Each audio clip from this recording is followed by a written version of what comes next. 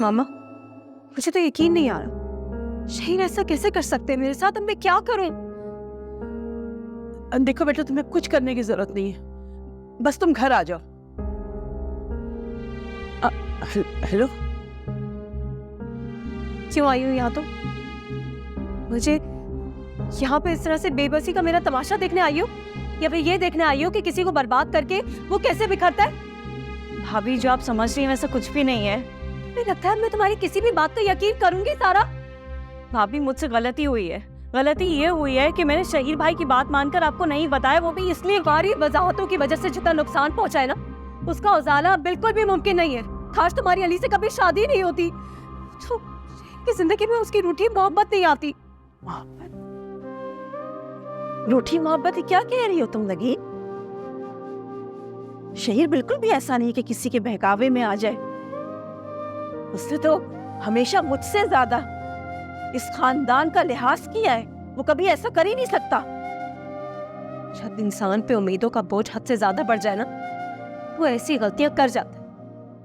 और देखा जाए तो ये सब कुछ आपकी सख्तियां, आपकी रिवायतों की वजह से हुआ है। मेरे ख्याल से तुम अपने गम में ना अपने होश को बैठी हो नगीन। मेरे फैसलों पर उंगली उठा रही हो।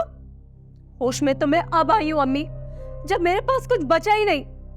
क्या हो जाता अगर आप अपनी मर्जी मुसल्लत करने के बजाय शहीर की रजा ले लेती? कम से कम मैं तो बर्बाद होने से बच जाती ना अम्मी। अपने शौहर की बेरुखी सहने के बाद भी एक लम्हा खुशी का मुझे नसीब ही नहीं हुआ। और रही सही कसर मेरी सोनी गोद ने पूरी कर दी। और आप औरत होके भी मेरी तकलीफ समझने के बजाय, मुझे सपोर्ट करने के बजाय शहीर को शय दे रही है दूसरी शादी की।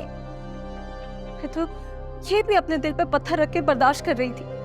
मैं आपको शहीर की दूसरी शादी के लिए तैयार कर रही थी कि शायद शहीर को मुझ पे तरस आ जाए, उनको मेरी अजियत का एहसास हो जाए। लेकिन नहीं, उन्हें तो किसी के दुख का एहसास ही नहीं है।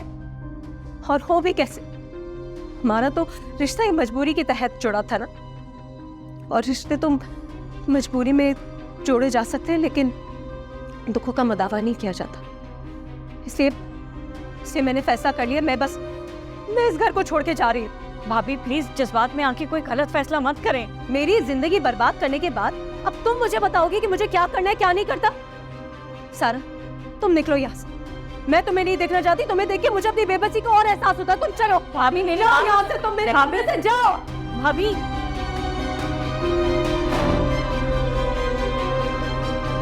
तेरा